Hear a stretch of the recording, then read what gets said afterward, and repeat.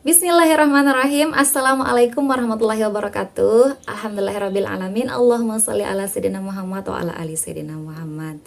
Hai teman-teman, sebelum kita mulai, Mimin mau ucapkan selamat menunaikan ibadah puasa buat teman-teman sesama Islam yang sedang menunaikan ibadah puasa bulan Ramadan.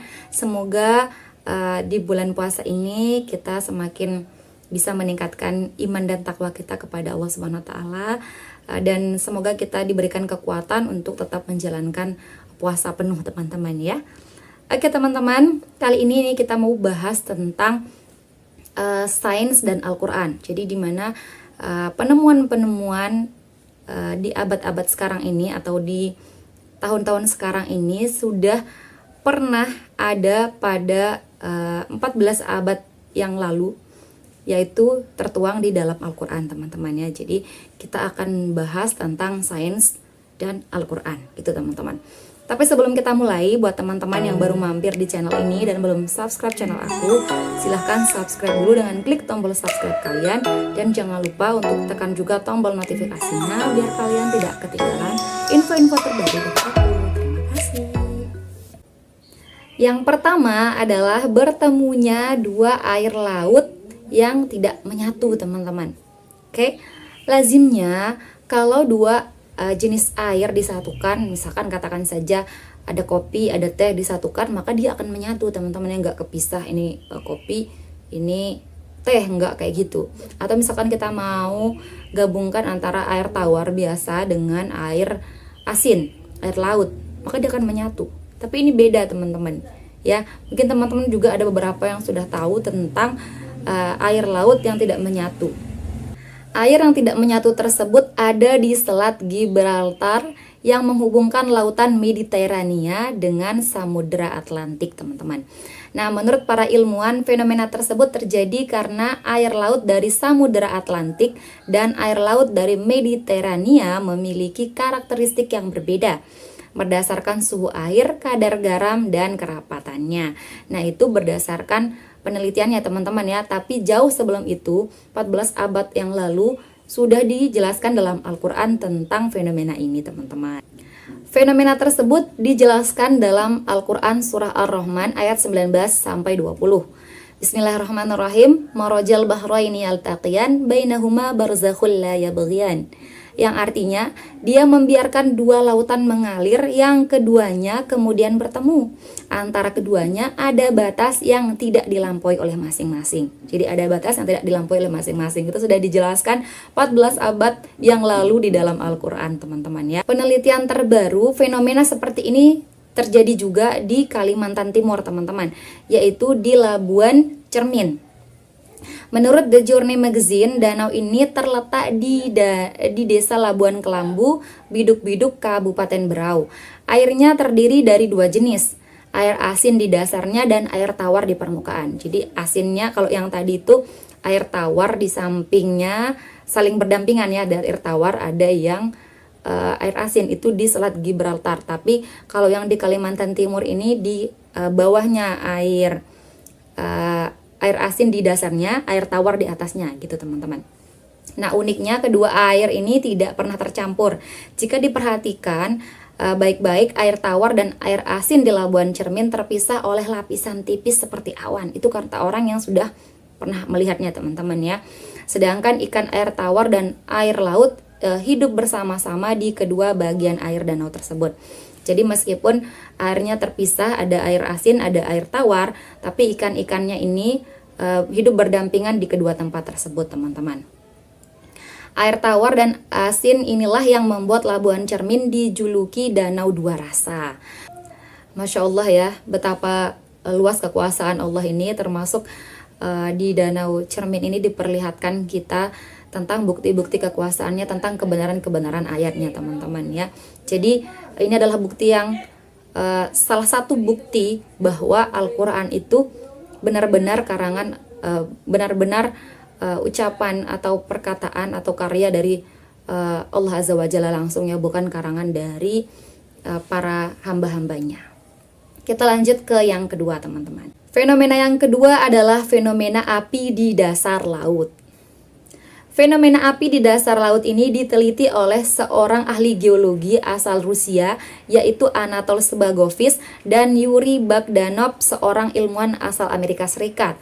Jadi mereka menemukan fenomena api di dasar laut. Mereka meneliti tentang kerak bumi dan patahannya di dasar laut lepas pantai Miami. Mereka kemudian menemukan lava cair yang mengalir disertai abu vulkanik yang suhunya mencapai 231 derajat Celcius. Fakta sains ini disebutkan dalam Al-Quran surah At-Tur ayat 6, teman-teman ya, jauh sebelum ditemukannya fenomena ini oleh ahli geologi dan seorang ilmuwan ini, teman-teman.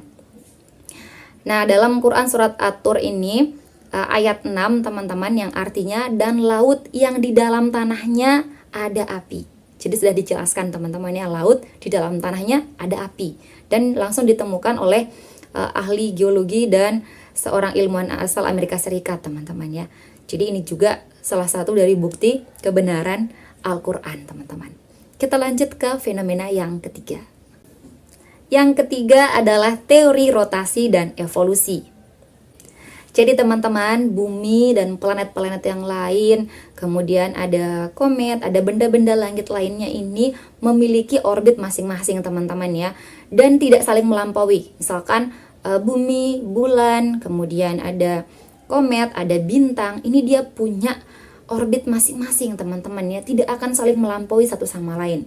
Begitupun dengan planet yang kita ketahui dari Merkurius, Venus, bumi, dan selanjutnya, teman-teman ya, mereka punya orbitnya masing-masing. Teman-teman pasti sudah tidak asing dengan orbitnya, teman-teman ya. Dan hal-hal tersebut, orbit tersebut tidak saling melampaui satu sama lain.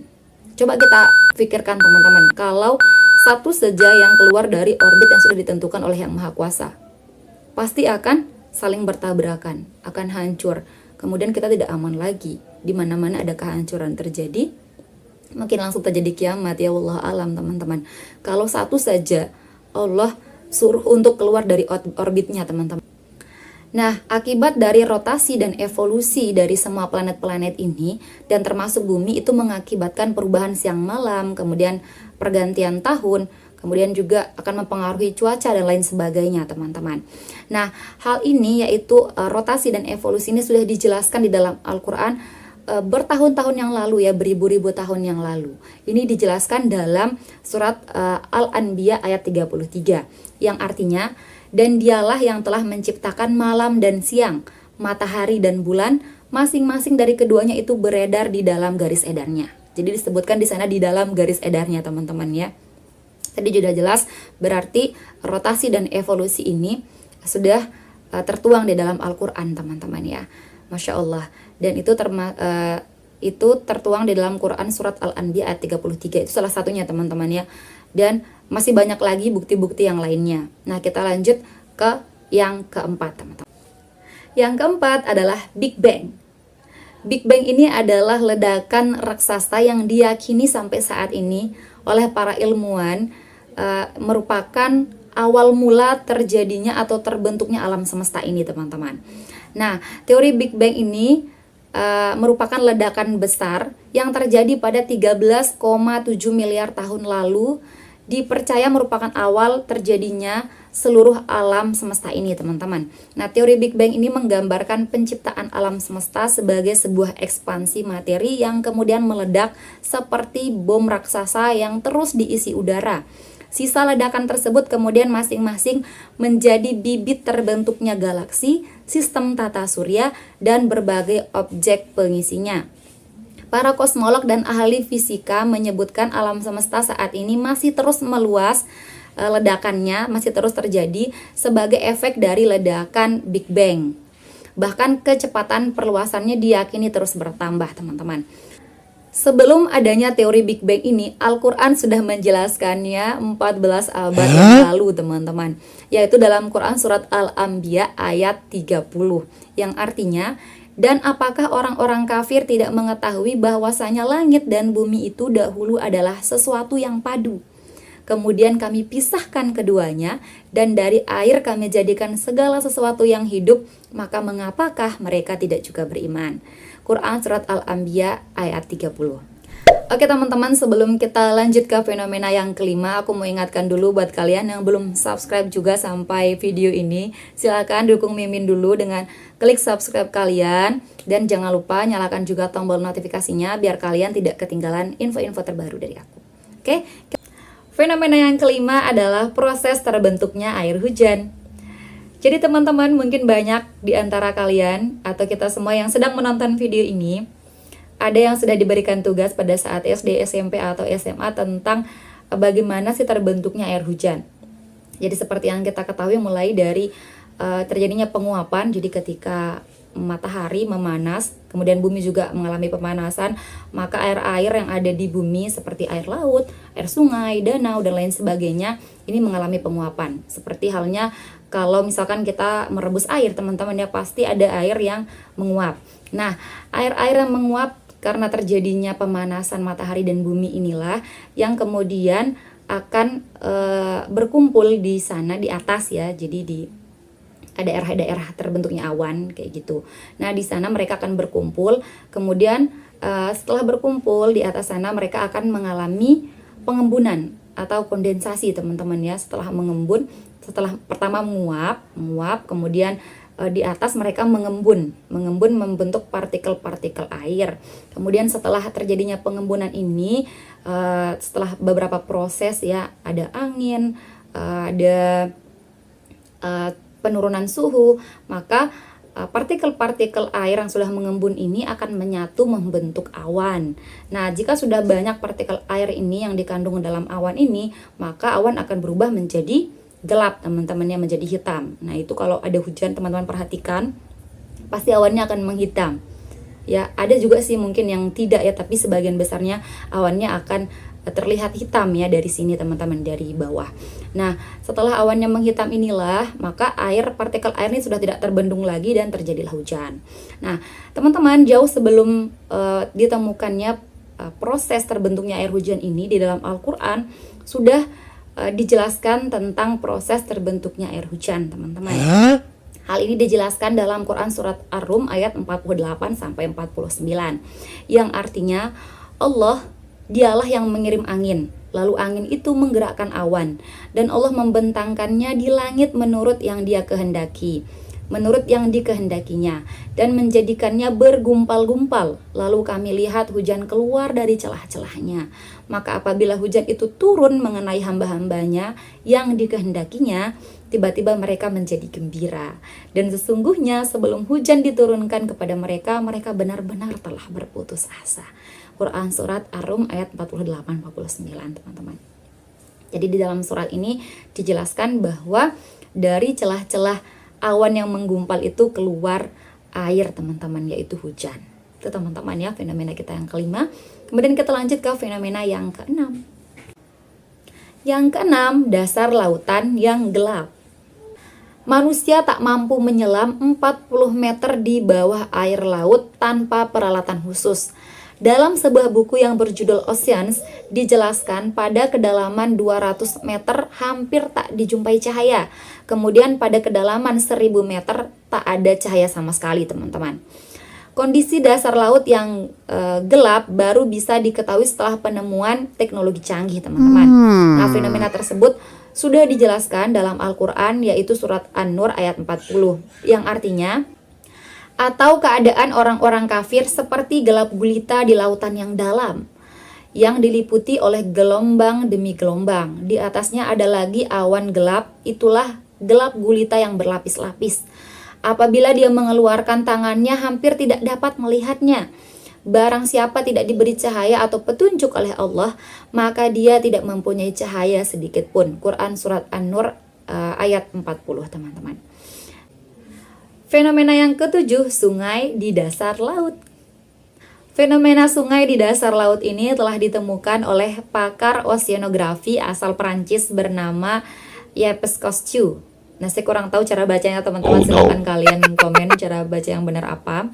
Nah, para ahli menyebutkan fenomena ini sebagai lapisan hidrogen sulfida karena air yang mengalir di sungai dasar laut ini memiliki rasa air yang tawar. Jadi di dasar air laut ini ada air yang rasanya tawar, teman-teman. Selain itu, sungai dasar laut ini ditumbuhi daun-daun dan pohon. Sungai bawah laut tersebut dikenal dengan Senot Angelita yang terletak di Meksiko. Nah, Senot Angelita berada di kedalaman 115 kaki atau sekitar 35 meter dengan lebar sungai setengah mil. Selain itu teman-teman ada juga yang lain, yaitu ditemukan di perairan Laut Hitam oleh tim dari University of Leeds. Sungai tersebut diduga berukuran besar dan mengalirkan air tawar dengan kecepatan 4 mil per jam. Cepat banget teman-teman ya, atau sekitar 22.000 meter per kubiknya. Itu dia teman-teman, dua fenomena air sungai atau air tawar yang ada di dasar laut yang sudah ditemukan. Jika kalian tahu tempat yang lain, silahkan komen di kolom komentar. Berabad-abad tahun yang lalu, hal ini sudah dijelaskan di dalam Al-Quran teman-teman ya, yaitu Quran Surah Al-Furqan ayat 53, yang artinya, dan dialah Allah yang membiarkan dua laut mengalir berdampingan, yang satu tawar atau segar dan yang lainnya asin. Dia jadikan antara keduanya dinding dan batas yang tidak tembus. Quran Surah Al-Furqan ayat 53. Itu dia teman-teman ya, sudah dijelaskan di dalam Al-Quran bahwa ada dua lautan yang berdampingan dan tidak saling tembus satu sama lain. Yang satunya ini rasanya tawar lagi segar, yaitu air tawar lagi segar. Kemudian yang satunya ini adalah air asin. Itu teman-teman ya, kita lanjut ke fenomena yang ke-8. Yang ke-8, sidik jari manusia. Sebelum ditemukan pada akhir abad ke-19, orang tidak tahu tentang teori sidik jari ini teman-teman ya. Orang mungkin menganggap ini hanya lengkukan biasa ya. Namun ternyata setelah ditemukan penelitiannya bahwa sidik jari ini tidak ada yang sama teman-teman. Semua kita tidak ada yang sama. Bahkan orang-orang yang terlahir kembar identik sekalipun tanpa ada yang terlihat berbeda dari fisiknya, sidik jarinya akan berbeda teman-teman, akan berbeda. Nah, ini sudah dijelaskan di dalam Al-Quran, Quran Surah Al-Qiyamah ayat 3-4, yang artinya, apakah manusia mengira bahwa kami tidak akan mengumpulkan kembali tulang belulangnya? Bukan demikian, sebenarnya kami kuasa menyusun kembali jari jemarinya dengan sempurna. Jadi ditekankan di sana tentang jari jemari, yang bahkan orang identik sekalipun, kembar identik sekalipun ya, sidik jarinya berbeda. Jadi Allah kuasa untuk menyusun kembali jari jemarinya dengan sempurna. Bahkan yang beda sekalipun ini bisa Allah susun kembali. Itu yang dijelaskan di dalam Al-Quran teman-teman ya. Ini membuktikan bahwa memang sidik jari kita itu berbeda teman-teman. Itu sudah dijelaskan ya teman-teman ya dalam Quran Surah Al-Qiyamah ayat 3-4. Itu adalah bukti, salah satu bukti bahwa Al-Quran ini adalah suatu kebenaran dari Allah SWT teman-teman. Masya Allah, semoga ini bisa menambah iman kita teman-teman ya. Kita lanjut ke fenomena yang ke-9. Fenomena ke-9 adalah mumi Fir'aun yang tetap awet. Seorang ahli bedah asal Perancis yang menangani tentang mumi Fir'aun, dia bernama Maurice Bucaille teman-teman ya. Jadi Maurice Bucaille ini meneliti tentang jasad Fir'aun. Ia menjadi pimpinan ahli bedah sekaligus penanggung jawab utama dalam penelitian tentang mumi. Hasil penelitian tentang mumi Fir'aun bahwa sisa-sisa garam yang melekat pada tubuh mumi adalah petunjuk bahwa Fir'aun meninggal karena tenggelam. Jasad mumi Fir'aun yang baru dikeluarkan dari laut ini kemudian diawetkan, tapi hal tersebut meninggalkan keganjalan di pikiran sang ilmuwan. Kenapa bisa seorang mumi, salah satu mumi yang mati karena tenggelam ini bisa lebih baik kondisinya dibandingkan mumi-mumi yang lain yang tidak ditenggelamkan, yang tidak tenggelam dalam air laut teman-teman. Harusnya kan sebaliknya. Nah tentunya hal tersebut sudah dijelaskan di dalam Al-Quran teman-teman, yaitu surat Yunus ayat 92, yang artinya, maka pada hari ini kami selamatkan badanmu supaya kamu dapat menjadi pelajaran bagi orang-orang yang datang sesudahmu, dan sesungguhnya kebanyakan dari manusia lengah dari tanda-tanda kekuasaan kami. Jadi ya teman-teman, semoga kita tidak termasuk orang-orang yang lengah teman-teman ya. Amin ya robbal alamin. Kita lanjut ke fenomena yang ke-10. Yang ke-10, segala sesuatu berpasangan. Allah menciptakan segala sesuatu di muka bumi ini teman-teman berpasangan. Apa contohnya? Pria, wanita, laki-laki, perempuan, oke, betina, jantan. Kemudian yang lain juga ada teman-teman, yang mulai dari yang hidup sampai yang mati sekalipun. diciptakan berpasangan. Apa juga contohnya? Baterai ya teman-teman ya, baterai ada positif negatif. Kemudian ada kamera ada depan belakang teman-teman ya. Kemudian ada lagi yang lain teman-teman, kaki kiri dan kanan, tangan juga kiri dan kanan teman-teman ya. Apalagi? Kemudian ada lagi atas bawah, depan belakang. Itu termasuk pasangan teman-teman ya. Jika kalian tahu yang lainnya silahkan komen di kolom komentar. Terkait dengan semua hal yang diciptakan ini berpasangan, ini sudah dijelaskan oleh Allah SWT dalam Al-Quran, yaitu Quran surah Yasin ayat 36, yang artinya Maha suci Allah yang telah menciptakan semuanya berpasang-pasangan, baik dari apa yang ditumbuhkan oleh bumi dan dari diri mereka sendiri, maupun dari apa yang tidak mereka ketahui. Jadi banyak banget yang berpasangan yang tidak kita ketahui teman-teman ya. Dan Allah sudah menjelaskan itu dalam Al-Quran. Itulah teman-teman 10 fenomena sains yang sudah dijelaskan dalam Al-Quran. Tentunya masih banyak lagi fenomena lain yang belum kita ketahui teman-teman, karena kurangnya pemahaman kita, kurangnya ilmu kita, dan kurangnya iman kita teman-teman ya. Kita berdoa semoga Allah Subhanahu wa taala senantiasa memberikan kita petunjuk, dan semoga video kita kali ini sebagai salah satu pengikat kita, sebagai salah satu jalan penambah iman kita teman-teman ya. Semoga bermanfaat untuk kita semua. Mohon maaf apabila Mimin banyak salah dalam menyampaikan, banyak sekali kekurangan, karena kesempurnaan itu hanya milik Allah Subhanahu wa taala.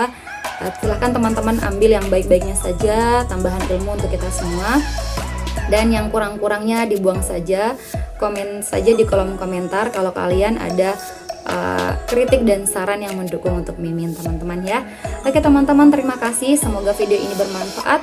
Jika video ini menurut kalian bermanfaat, silahkan klik like, komen, subscribe, dan nyalain tombol lonceng kalian biar Mimin semakin semangat untuk update info-info terbaru dan insya Allah bermanfaat untuk kita semua. Dan jangan lupa share juga ke teman-teman kalian yang lain biar manfaatnya tidak berhenti di kalian. Oke, terima kasih teman-teman, see you next time and bye-bye. Assalamualaikum warahmatullahi wabarakatuh.